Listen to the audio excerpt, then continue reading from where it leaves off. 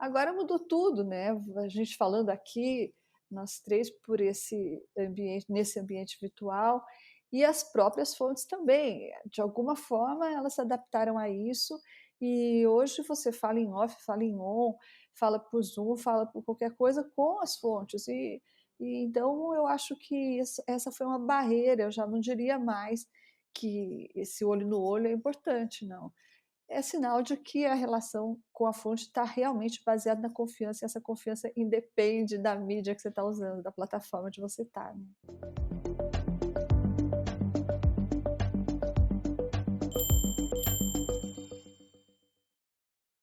Olá, bem-vindo, bem-vinda à nossa série Jornalista, Ciência e Vida, uma parceria do Espaço Recíproco com a agência Bore. Estou aqui com a Natália Flores, da Bore, e hoje temos a alegria de conversar com a Thaís Oyama. Ela é jornalista formada pela PUC de São Paulo, trabalhou para grandes veículos nacionais como a Folha de São Paulo, Estadão e TV Globo. Trabalhou também na revista Marie Claire e ficou 18 anos na revista Veja, sendo 3 anos como repórter e 15 como redatora-chefe. Hoje ela é colunista de política do UOL e apresentadora do programa Linha Cruzada da TV Cultura, que estreou em janeiro deste ano. Ela é autora de 2 livros, A Arte de Entrevistar Bem, publicado em 2012, e o mais recente, Tormenta, o governo Bolsonaro, crises, intrigas e segredos. Thaís, seja muito bem-vinda. Confesso aqui que eu não li o seu livro sobre a arte de entrevistar bem, espero me sair razoavelmente bem. Professor, eu que agradeço, eu sei que o senhor tem muitos outros talentos, esse é o de menos, seria até covardia agregar mais esse aos seus muitos talentos. Eu agradeço o convite. Obrigada pela presença, Thaís. Para começar, a gente queria entender um pouco como se deu a tua entrada no jornalismo. Você cresceu em Mogi das Cruzes, depois foi fazer jornalismo na PUC em São Paulo. Conta um pouco como foi essa experiência de entrada, de escolha pelo jornalismo. Tu se lembra do que te levou a escolher essa profissão? Como é que foi a faculdade, enfim?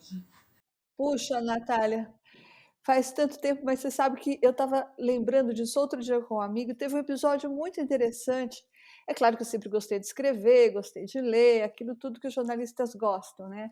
Ia bem nas redações e tudo mais. Mas acho que teve um episódio bem anterior que eu lembrei outro dia, que quando eu estava no pré-primário, tinha uma campanha.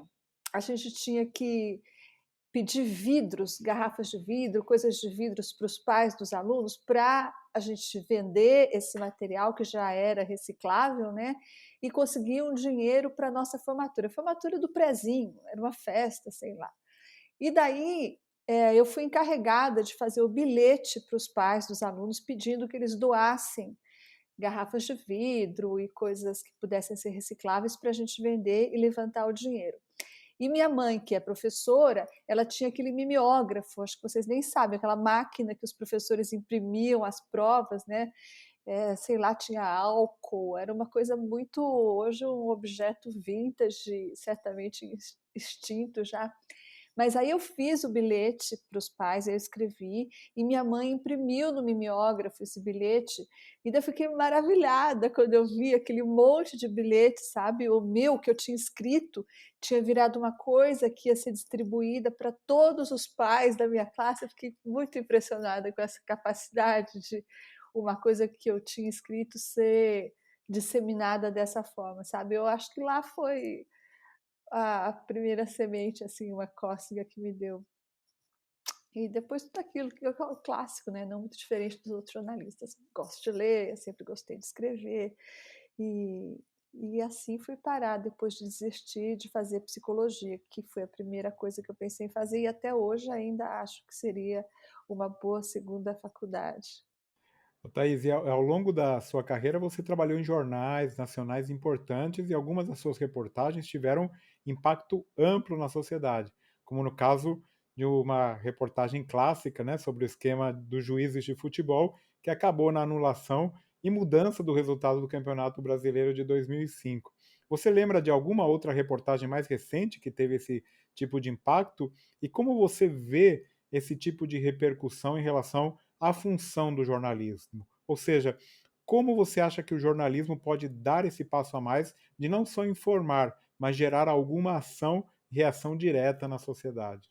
Pois é, professor, com esse exemplo que o senhor citou, pouquíssimo tem a ver com a área que eu atuo hoje, né, que é a área de política.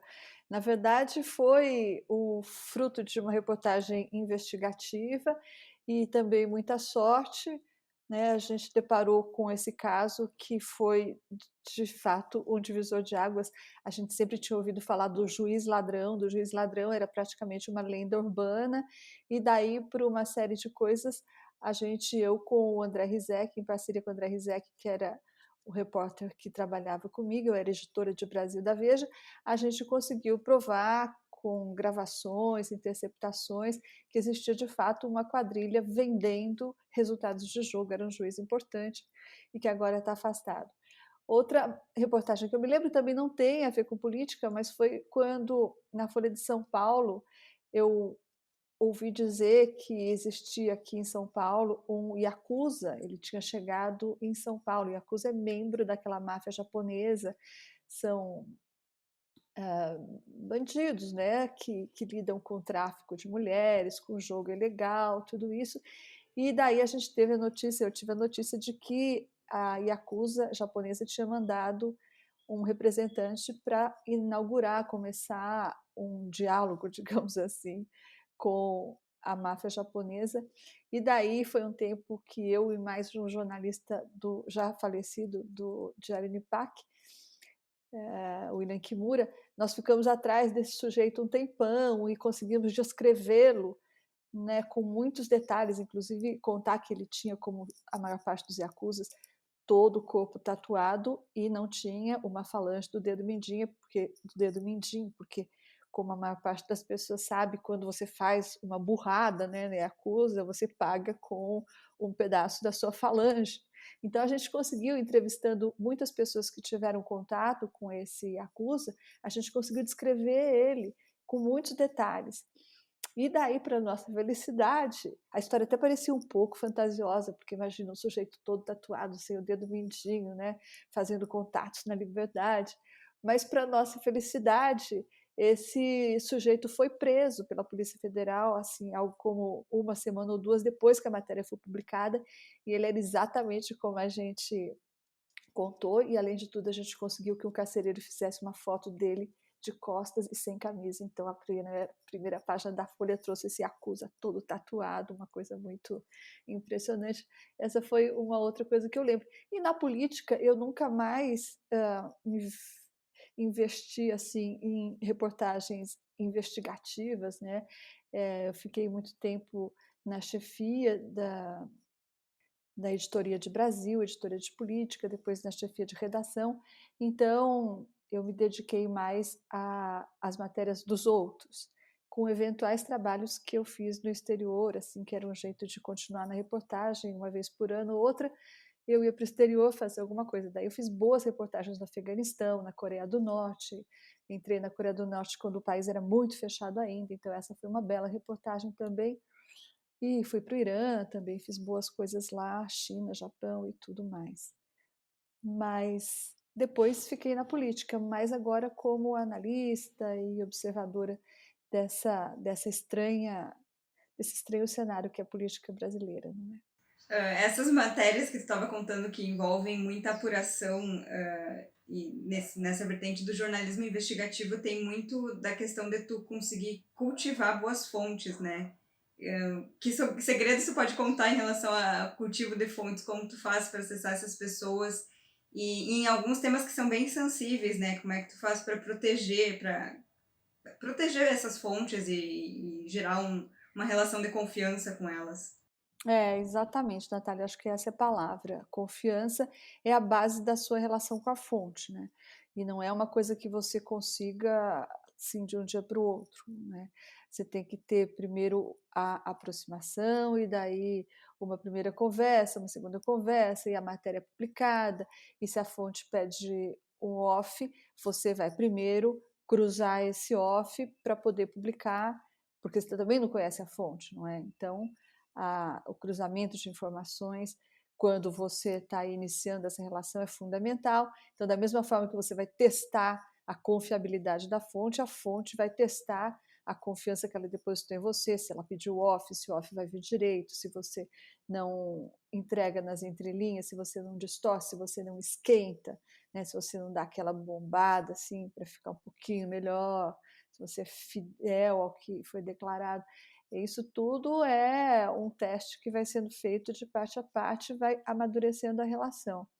E é curioso porque isso, eu acho que muitos colegas também perceberam isso. Eu sempre achei que esse contato com as fontes, ele só essa relação com as fontes, né, ela só crescia, ela só prosperava no ambiente presencial, né? Primeiro porque houve uma época que muita gente não falava por telefone, havia toda essa desconfiança em relação a grampos, né? Então, eram contatos que tinham que ser feitos de forma presencial. Muitas vezes eu ia, trabalhando na Veja, por exemplo, ia para Brasília só para ter uma conversa que não era possível ter por telefone. Agora mudou tudo, né? A gente falando aqui, nós três, por esse ambiente, nesse ambiente virtual, e as próprias fontes também. De alguma forma, elas se adaptaram a isso, e hoje você fala em off, fala em on, fala por Zoom, fala por qualquer coisa com as fontes. E então eu acho que essa foi uma barreira, eu já não diria mais que esse olho no olho é importante, não. É sinal de que a relação com a fonte está realmente baseada na confiança, e essa confiança independe da mídia que você está usando, da plataforma onde você está. Né? No ano passado, você publicou o livro-reportagem Tormenta, Governo Bolsonaro, Crises, Intrigas e Segredos, que é um livro absolutamente fundamental para entendermos o momento que estamos vivendo hoje. De onde veio a ideia do livro? Como foi que a produção dele? Por exemplo, queria saber o que você acompanhou, para onde você olhou, o que te chamou mais a atenção nesse processo de produção. Pois é, professor, esse livro eu fiz quando eu estava na Veja, quer dizer, eu inventei de fazer quando eu estava na Veja e alguém me falou que esse deputado Jair Bolsonaro estava fazendo campanha para presidente e estava sendo recebido com muita, enfim, estava fazendo um certo sucesso lá que não se esperava, né? Porque eu também trabalhei em Brasília e na Folha de São Paulo, uma época, e todo mundo conhecia o Jair Bolsonaro, né? Era aquele deputado que ficava no canto, que ninguém falava com ele, às vezes até evitava passar por ele para ele não te puxar para um canto e começar a falar coisas que até hoje ele fala, inclusive, né? Coisas que não faziam muito sentido. Então, era aquele cara que as pessoas evitavam, os jornalistas evitavam, não procuravam. E quando me disseram isso, eu achei curioso e pedi para acompanhá-lo numa dessas viagens que ele estava fazendo pelo Brasil. E ele autorizou e eu passei alguns dias com ele no mesmo avião, viajando por várias cidades, e eu fiquei muito impressionada com o que eu vi na primeira cidade que a gente visitou, quando desembarcamos no aeroporto. Tinha uma verdadeira multidão, as pessoas gritando, uma coisa que eu nem sabia o que era, e depois eu vim entender que era mito, mas era uma coisa muito fora da curva mesmo. Eu cobri a campanha do Lula, e o Lula tem uma relação muito íntima, muito empática com o eleitor, quando ele está na rua, é uma coisa muito impressionante, mas nada parecido com o que eu vi com o Bolsonaro. Foi uma coisa realmente impressionante, e isso repetia em todas as cidades que a gente foi, e era uma completa surpresa para mim, e também foi uma completa surpresa para muita gente, né? E foi aí, a partir dessa viagem, que eu achei que valia a pena escrever esse livro, principalmente, aliás, voltando um pouco, né? Não foi aí, porque nesse momento eu também não acreditava que ele fosse ganhar a eleição.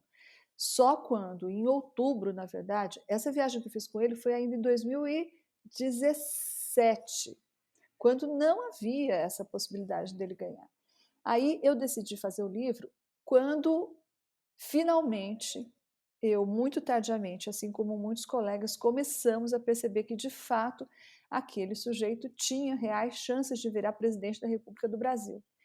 E daí, quando isso se configurou, eu fiz essa proposta para a Companhia das Letras e ela me respondeu imediatamente, e eu imediatamente pedi demissão da Veja, estava lá há muito tempo, né, 18 anos, mas eu vi que eu precisava fazer disso um trabalho full time.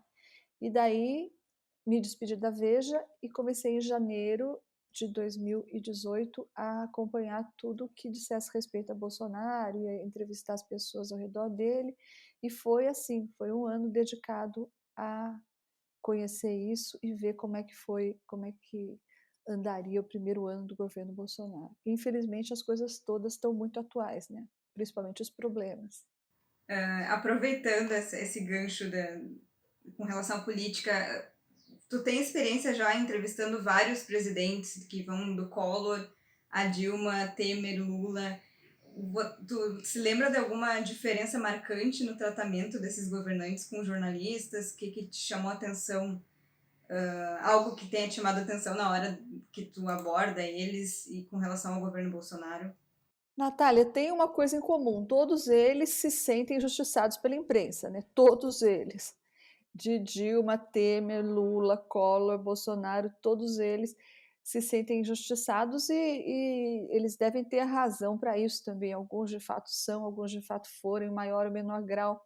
Mas, sem nenhuma dúvida, o Bolsonaro é o que tem a relação mais difícil com a imprensa, menos saudável, né, mais agressiva, e de longe eu acho que isso não tem termo de comparação, né? Não tem termo de comparação. Outros presidentes tiveram problemas, mas nada que se compare ao Bolsonaro.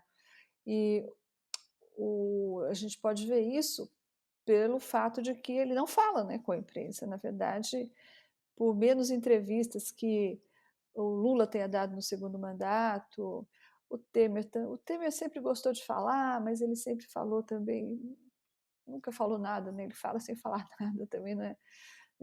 Mas o Bolsonaro, ele só fala para os canais dele, né?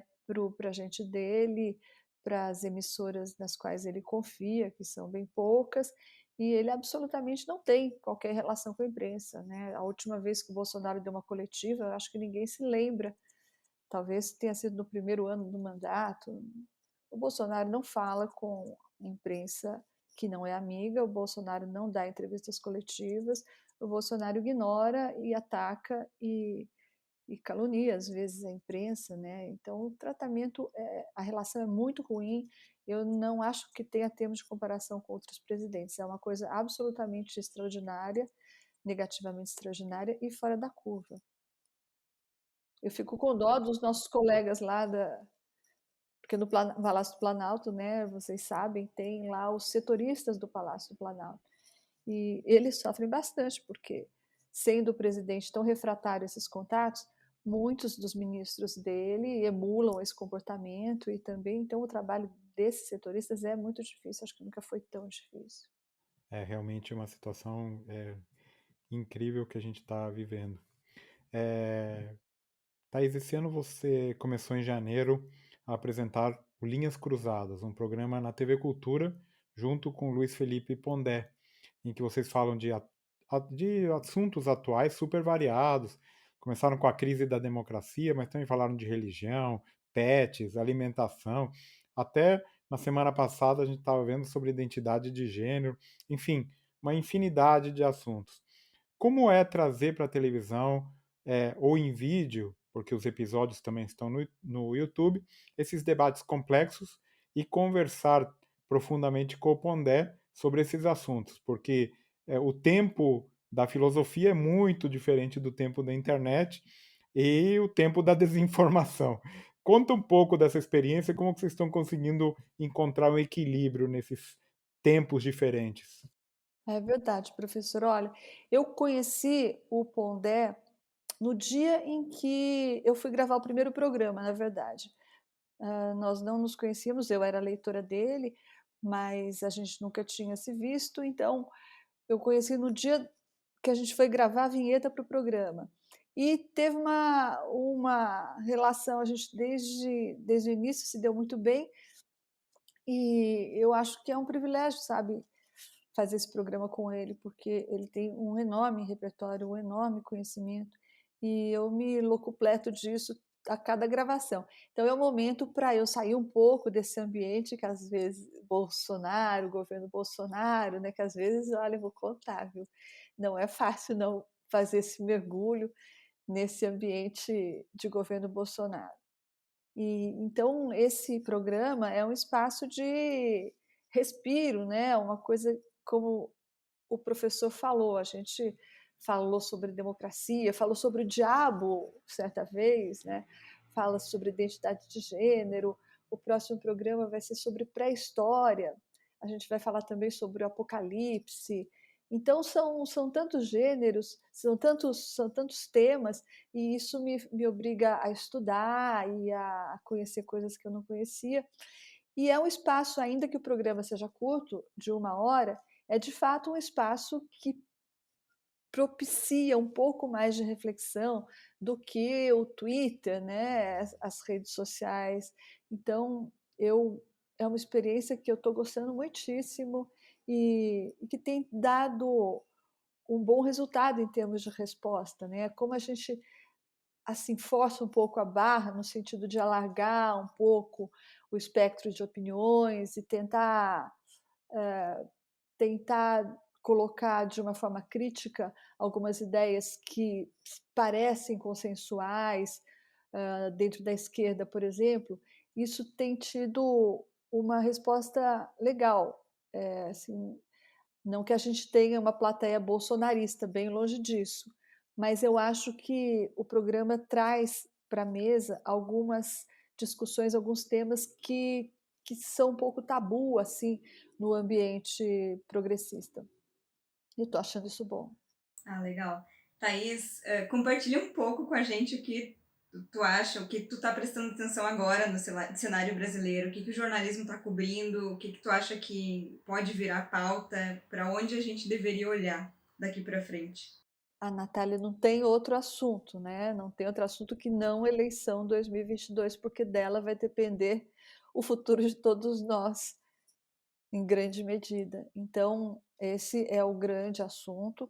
Daí, a partir desse grande assunto, tem outros que virão antes, né? Por exemplo, se a desgraça da terceira via vai ou não aparecer, se o candidato Lula vai ter mesmo como vice o Alckmin, o que mudaria tudo, porque, na minha opinião, se isso de fato se consolidar, não vai haver terceira via, porque o Lula vai ser a própria terceira via ou segunda via, ou o que quer que seja. Começa a aparecer no cenário também uma possibilidade do próprio Bolsonaro, é uma coisa ainda muito inicial, conversa aqui, conversa lá, mas uma possibilidade dele se candidatar ao Senado e não à presidência, ao Senado como forma de se proteger, a blindagem do foro privilegiado e tal, mas isso se daria se ficar muito iminente a provável derrota dele. Então tem uma série de perguntas aí, todas elas muito importantes, muito cruciais, né, no cenário, e que vão ser respondidas em breve. Então tem uma grande tensão, uma grande ansiedade, mas tudo hoje, para quem está no jornalismo e na cobertura da política, gira em torno dessa questão. Primeiro, quem vão ser os candidatos que vão concorrer à presidência em 2022 e qual vai ser a composição que eles vão conseguir fazer.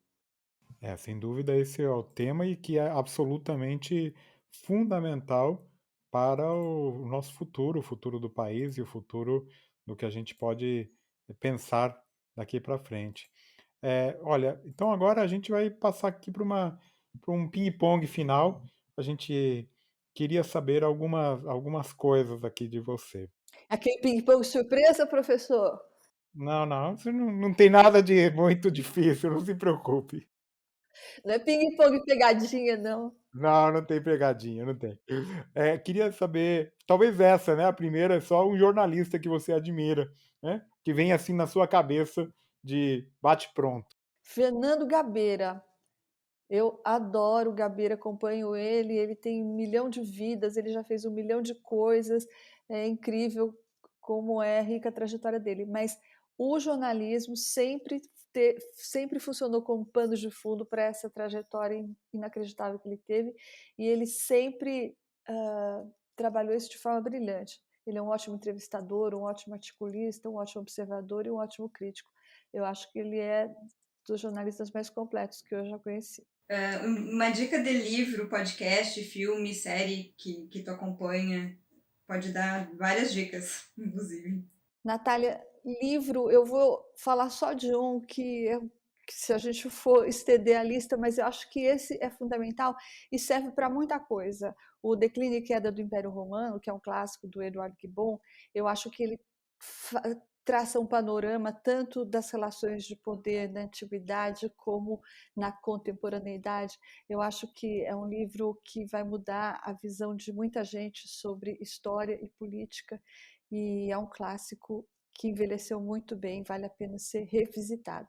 Séries, eu não estou conseguindo ver muitas séries, eu ouço muito podcast, mas o que eu recomendaria seria que as pessoas ouvissem, eu faço essa tentativa, e nem sempre é fácil, porque, enfim, a gente está muito acostumado, fica mais confortável de ouvir coisas com as quais a gente concorda, gente que você já sabe que vai dizer algo de que você compartilha, mas eu faço um grande esforço para ouvir gente com quem eu não concordo, sabe? Nos podcasts, em programas do YouTube, etc. Principalmente, como eu estou na política, eu ouço gente da direita, direita barra pesada, esquerda, esquerda radical, e vou indo para o centro. Mas eu tento cobrir o espectro todo para não correr muito risco de ficar assim presa numa mesma bolha.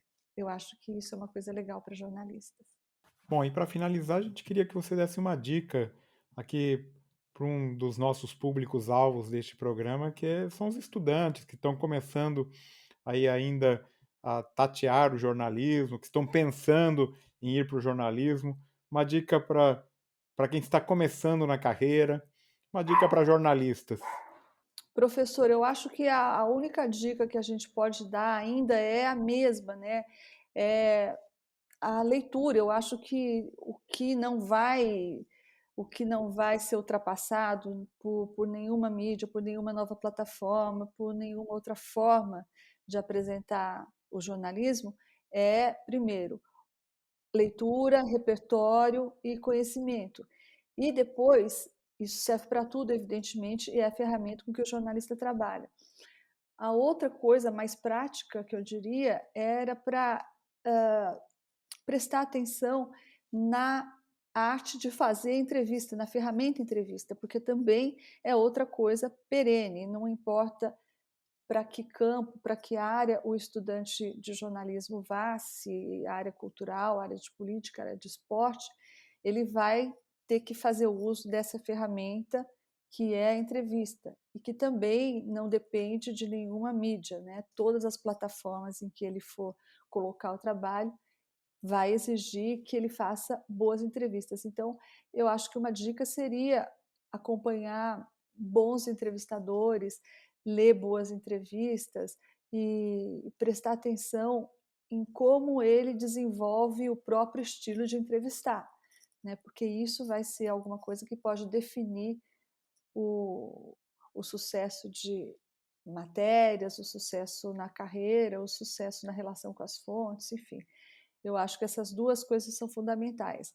Leitura na área que interessar e na área que não interessar, e a prática da entrevista, que serve para tudo. Muito bom. Thaís, queria agradecer demais a disponibilidade do teu tempo. Sei que está aí no meio de um monte de coisas.